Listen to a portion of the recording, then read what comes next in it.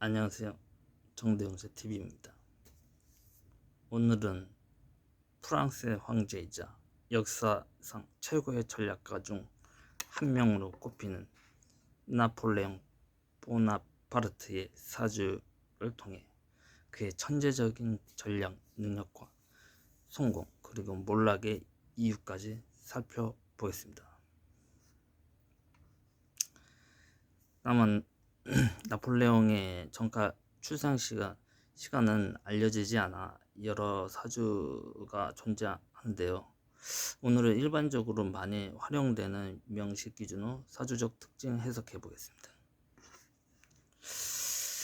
나폴레옹은 왜 전략의 천재였을까?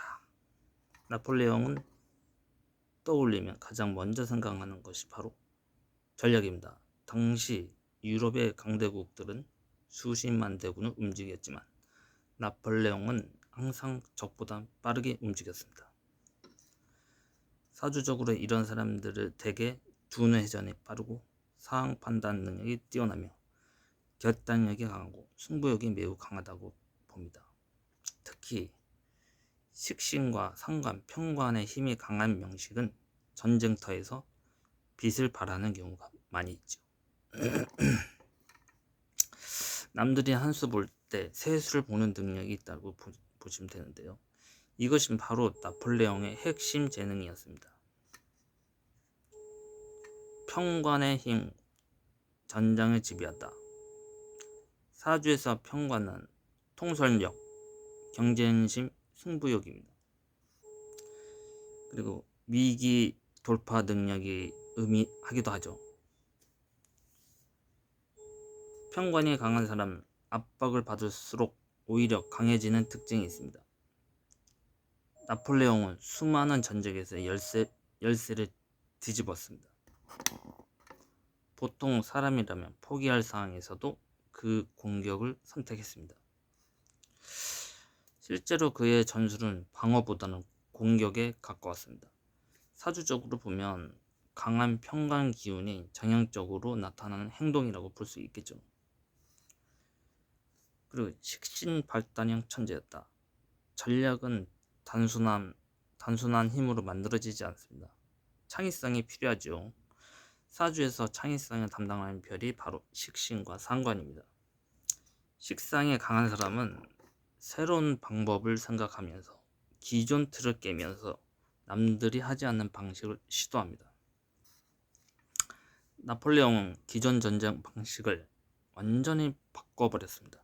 당시 장군들이 정성만 따를 때 그는 기습과 속도를 활용했습니다.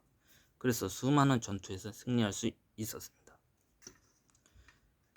그리고 강한 비겁의 특징이다. 나폴레옹으로 스스로 매우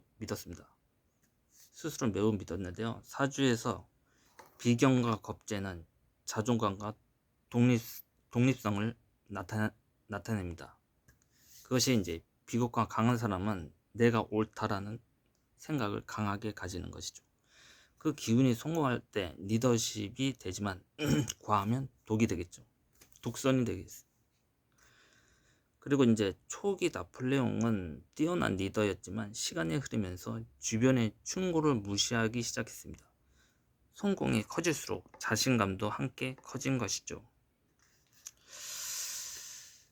그리고 황제가 된 사주의 권력을 의미하는 것은 관성이라고 했습니다. 관성이 잘 작동하면 조직의 수장이고 국가의 지도자며 최고 책임자가 위치까지 올라갈 수가 있습니다. 나폴레옹은 원래 귀족도 아니었습니다. 평범한 군인 출신이었지만은 결국 프랑스 황제가 됩니다. 이것은 강력한 관성의 에너지와 리더십의 결과라고 보시면 되겠죠. 보통 사람이라면 상상하기 어려운 위치까지 올라간 것이죠. 그리고 이제 러시아의 원정이 실패다. 하지만 아무리 강한 사주도 운의 흐름을 거스를 수는 없습니다. 1812년 러시아 원정은 나폴레옹의 인생 최대의 실수였습니다. 승리에 이제 도취돼서 이제 승리의 경험이 쌓이면서 자신감이 과해지고 위험 판단이 흐려지고 무리한 결정을 내리게 됩니다. 사주에서 이것은 과도한 비겁과 편관의 충돌로 해석하기도 합니다. 송곡엔 공식이 항상 통하지 않는다는 것을 보여주는 사례이죠. 그리고 몰락의 시작이라. 사람은 자신의 강점 때문에 성공하지만 동시에 그 강점 때문에 실패하기도 합니다. 나폴레옹의 장점은 자신감이고 결단력, 추진력도 있었습니다. 하지만 말년에는 이것이 독선으로 가고 과신과 무리수로 바뀌게 됩니다. 결국 유럽 각국이 연합하면서 나폴레옹은 패배하게 되는 것이죠. 사주가 알려주는 교훈으로 보자면 나폴레옹의 사주는 매우 강한 리더형 사주로 볼 수 있습니다. 하지만은 사주가 아무리 좋아도 균형이 중요합니다. 능력이 뛰어날수록 겸손함이 필요하고요. 권력이 커질수록 주변 조언을 들어야 합니다. 나폴레옹의 인생은 성공보다는 성공 이유가 더 중요하다라는 사실을 보여줍니다. 마무리를 짓겠습니다. 세계를 정복했던 전략가 나폴레옹. 그의 사주 뛰어난 통찰력과 강한 추진력을 보여주지만은 동시에 과도한 자신감이 얼마나 위험한지도 알려주게 되는 것이죠. 여러분은 나폴레옹의 성공과 실패 중에 어떤 점이 가장 인상적이신가요? 댓글로 남겨주세요. 정보가 도움이 되셨다면 구독, 좋아요, 알림 설정 해주세요. 감사합니다.